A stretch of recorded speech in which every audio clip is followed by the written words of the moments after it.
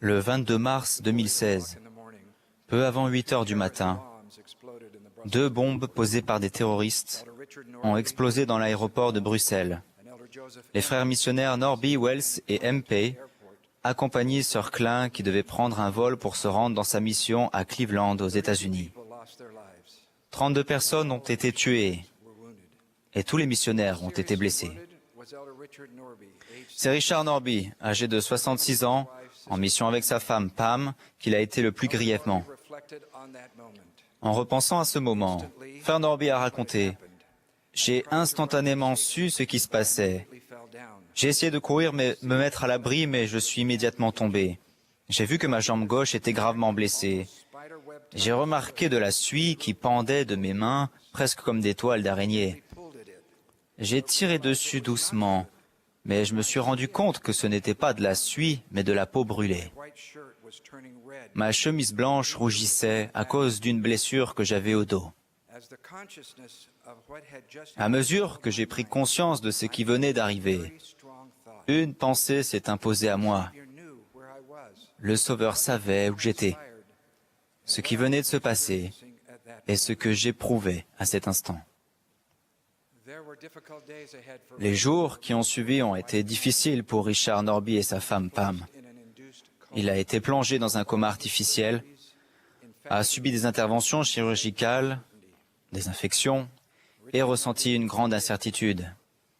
Il a survécu, mais sa vie ne sera plus jamais la même.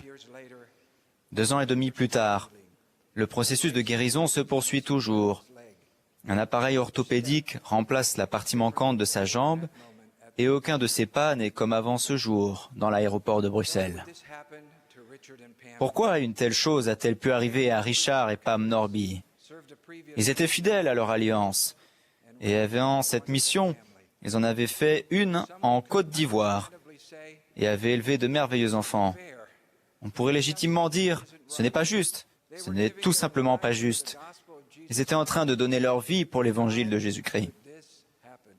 Comment est-ce possible?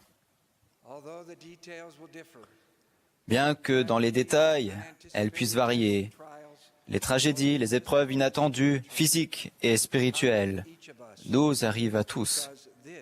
En effet, telle est la condition mortelle. En réfléchissant aux orateurs de cette session de conférence, je me suis rendu compte que 2 d'entre eux ont vu des enfants et 3 des petits-enfants retourner prématurément dans leur foyer céleste. Aucun n'a été épargné par la maladie et la tristesse. Et, comme nous en avons parlé cette semaine même, Barbara Ballard, un ange qui vivait sur la terre et que nous aimons, est passé paisiblement de l'autre côté du voile. Nous n'oublierons jamais le témoignage rendu par le président Ballard ce matin. Nous recherchons le bonheur, nous aspirons à la paix, nous espérons l'amour, et le Seigneur déverse sur nous une incroyable abondance de bénédictions. Cependant, une chose est sûre, vous connaîtrez, mêlés à la joie et au bonheur, des moments, des heures, des jours et parfois des années où votre âme sera blessée. Les Écritures enseignent que nous goûterons l'amer et le doux et qu'il y aura de l'opposition en toutes choses. Jésus a dit, « Votre Père fait lever son soleil sur les méchants et sur les bons, et il fait pleuvoir sur les justes et les injustes. »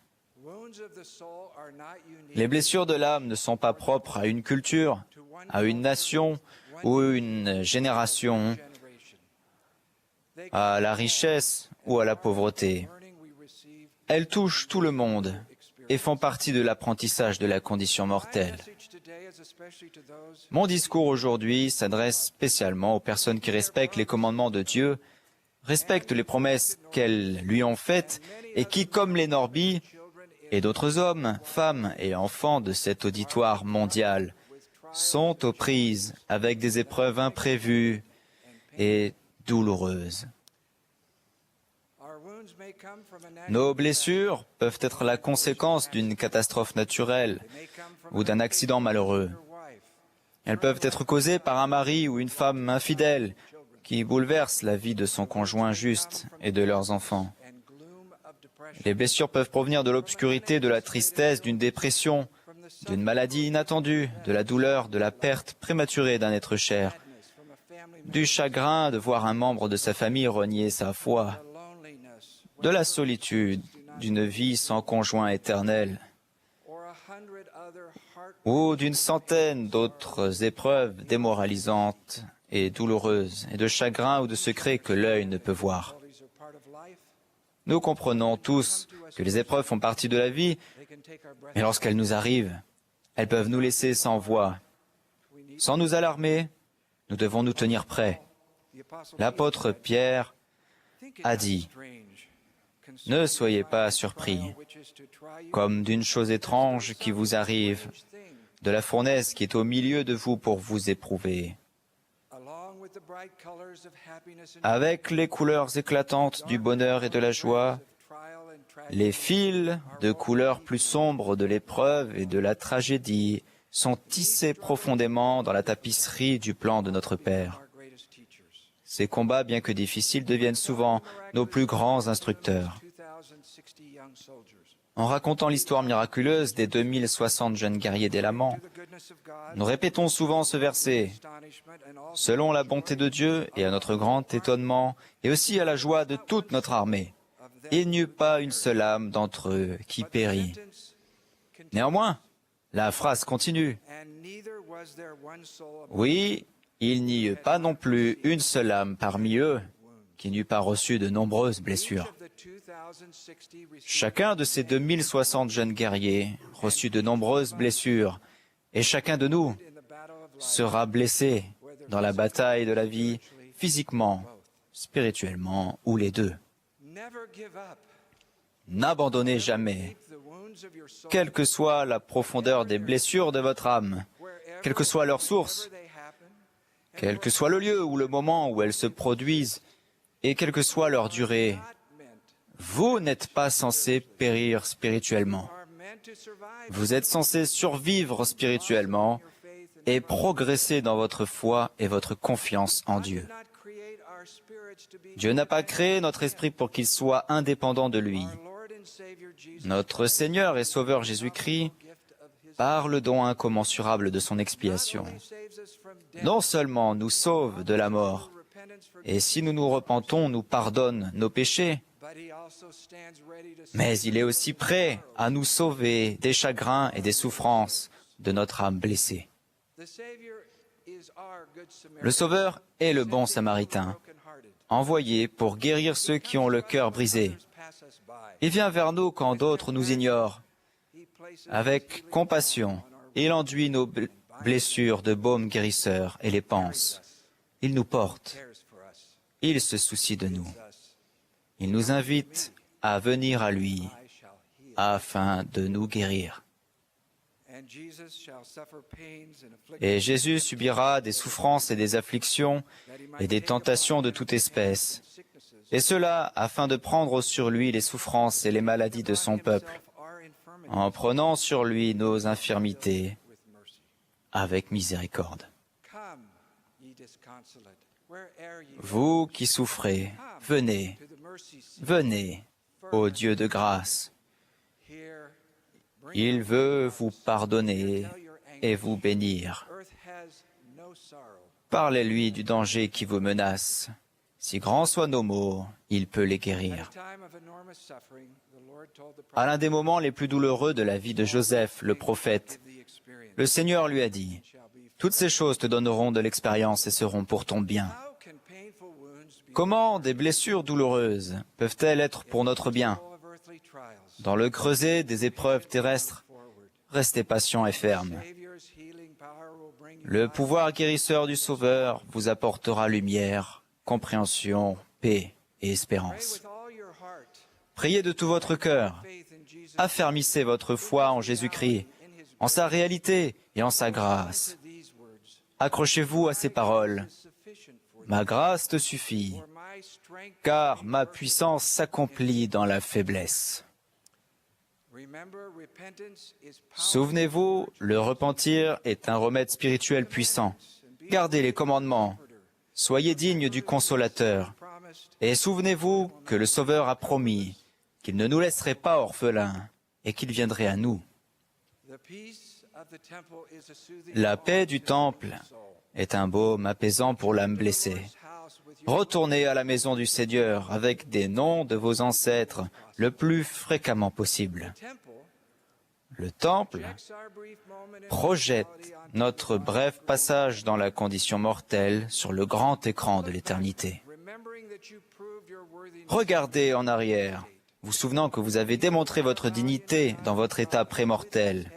Vous êtes un enfant vaillant de Dieu, et avec son aide, vous pouvez triompher dans les batailles de ce monde déchu. Vous l'avez fait avant, vous pouvez le refaire. Regardez vers l'avant. Vos ennuis et vos chagrins sont très réels, mais ils ne dureront pas éternellement. La nuit sombre finira, car le Fils est effectivement ressuscité, avec la guérison dans ses ailes. Les Norby m'ont dit, de temps en temps, la déception vient nous rendre visite, mais on ne l'autorise jamais à rester. L'apôtre Paul a dit, nous sommes pressés de toute manière, mais non réduits à l'extrémité, dans la détresse, mais non dans le désespoir, persécutés, mais non abandonnés, abattus, mais non perdus. Il se peut que vous soyez épuisés, mais n'abandonnez jamais. Même avec vos blessures douloureuses, vous vous tournerez instinctivement vers les autres, avec une confiance totale en la promesse du Sauveur, que celui qui perdra sa vie à cause de lui la retrouvera. Les blessés qui soignent les blessures des autres sont des anges de Dieu sur la terre. Dans quelques instants, nous écouterons notre prophète bien-aimé, Russell M. Nelson, un homme dont la foi en Jésus-Christ est inébranlable, un homme optimiste et pacifique, aimé de Dieu et dont l'âme a eu son lot de blessures. En 1995, sa fille Emily, enceinte, a appris qu'elle avait un cancer.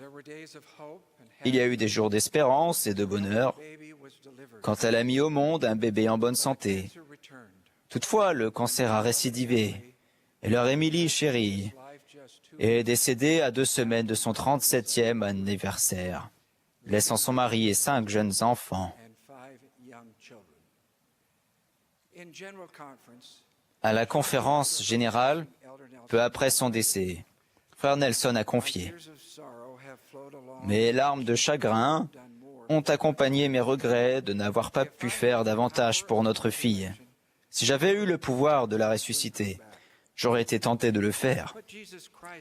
Mais Jésus-Christ détient ces clés et les utilisera pour Émilie et pour tout le monde au moment choisi par lui. »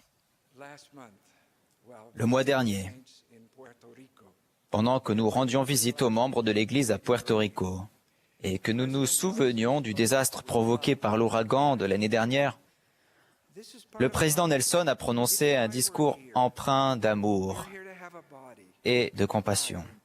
Cela fait partie de la vie. C'est la raison pour laquelle nous sommes ici. Nous sommes ici pour recevoir un corps et être éprouvés. Certaines de ces épreuves sont physiques, d'autres sont spirituelles, et les vôtres ont été physiques et spirituelles. Vous n'avez pas abandonné. Nous sommes si fiers de vous. Vous, saints fidèles, avez beaucoup perdu, mais malgré cela, vous avez nourri votre foi au Seigneur Jésus-Christ. En respectant les commandements de Dieu, nous pouvons trouver de la joie, même dans les pires situations. Mes frères et sœurs, je vous promets qu'en faisant grandir votre foi au Seigneur Jésus-Christ, vous recevrez un surcroît de force et d'espérance. Pour vous, les justes, le guérisseur de notre âme guérira toutes vos blessures en son temps et à sa manière. Aucune injustice, persécution, épreuve, tristesse, peine, souffrance, blessure, aussi profonde, large et douloureuse soit-elle, ne sera exclue du réconfort, de la paix et de l'espérance durable de celui dont les bras ouverts et les mains meurtries nous accueilleront à notre retour en sa présence. L'apôtre Jean témoigne qu'en ce jour-là, les justes qui viennent de la grande tribulation seront revêtus de robes blanches devant le trône de Dieu. L'agneau qui est au milieu de nous essuiera toute larme de vos yeux. Ce jour-là viendra. J'en témoigne. Au nom de Jésus-Christ. Amen.